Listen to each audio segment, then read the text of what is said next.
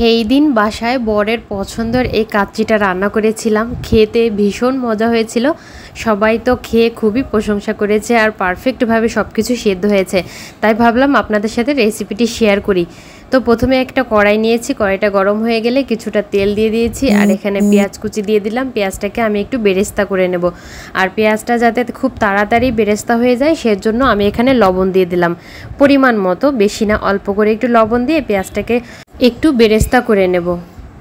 যখন এরকম হালকা কালার চলে আসবে তখনই তুলে নিতে হবে, কিন্তু না হলে কিন্তু পুড়ে গেলে তিতা লাগবে। তো এখানে কিছুটা পেঁয়াজ বেরেস্তা আছে আর সেই তেলের ভিতরে আমি মাংসগুলো দিয়ে দিলাম। তারপরে আরও বেশ কিছুটা পেঁয়াজ বেরেস্তা দিয়ে দিলাম।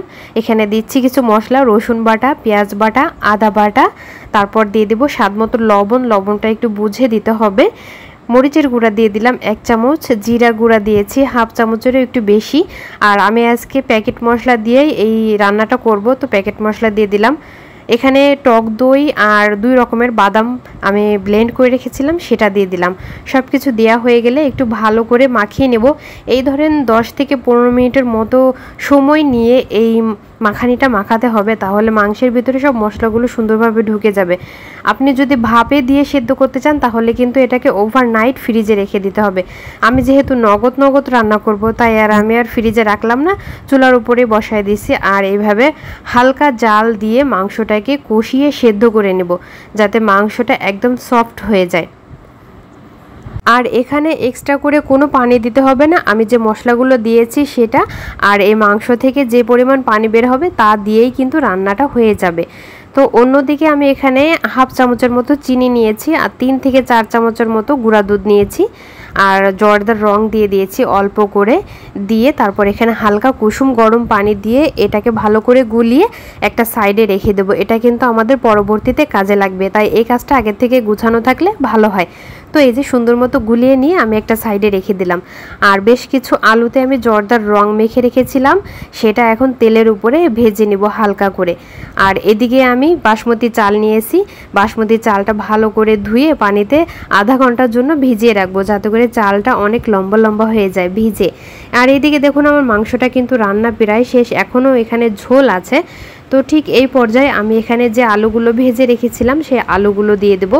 আলুগুলো দিয়ে তারপর আমি এটাকে আরও 10 মিনিটের জন্য একটু কষিয়ে নেব যাতে আলু আর মাংস দুটোই সেদ্ধ হয়ে যায়। আমরা রান্না করার পরে কিন্তু অনেক প্রবলেম হয় এই কাচ্চিতে, যে অনেক সময় আলু সিদ্ধ হয় না বা মাংস সিদ্ধ হয় না, সেজন্য আমি এই কাজটা করি সব সময়। মাংসটা রান্না হয়ে গেলে 1 চামচ মিষ্টি দই আর 2-3 চামচের মতো টমেটো সস দিয়ে ভালো করে মাখিয়ে একটা সাইডে রেখে দিতে হবে, গরম অবস্থায় মাখাতে হবে। তারপর এখানে পানি গরম দিয়েছি আর প্যাকেট মশলায় যে আস্ত মশলাগুলো ছিল সেগুলো দিয়েছি। এখানে তেজপাতা, শাহি জিরা, তারপর এলাচ, দারচিনি, গোলমরিচ সব কিছুই ছিল। চালগুলোও দিয়ে দিলাম, আগের থেকে আধা ঘন্টা ভিজিয়ে রেখেছিলাম চালগুলো দিয়ে। এখন এটাকে আমি সিদ্ধ করে নেব, পুরোপুরি সিদ্ধ করব না, একটা ভাত টিপলে যাতে ভেতরে একটা ছোট মাইজের মতো থাকে ঠিক সেই পর্যায়ে এ ভাতটাকে উঠিয়ে নিতে হবে। তো আমি যেই হাঁড়িতে আর কি দমে বসাবো সেই হাঁড়িতে মাংসগুলো সব দিয়ে দিয়েছিলাম। তারপরে এই যে ভাতটা যখন হয়ে আসছে তখন উপর থেকেও কিছুটা ভাত দিয়ে পেঁয়াজ বেরেস্তা, কিশমিশ আর কাঁচামরিচ দিয়ে আবারও 1 লেয়ার ভাত দিয়ে দেব। দেওয়ার পরে আবারও আমি পেঁয়াজ বেরেস্তা, কিশমিশ, কাঁচামরিচ সব কিছু দিয়ে দিব।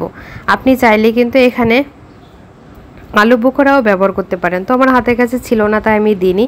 তো ঘি দিয়ে দিলাম আর এখানে যে আমি রঙের মিশ্রণটা গুলে রেখেছিলাম দুধ দিয়ে সেটাও দিয়ে দিলাম, দিয়ে আরও 2-3টা কাঁচামরিচ দিয়ে একটু এটাকে ঢাকা দিয়ে 10 মিনিটের জন্য দমে রাখবো।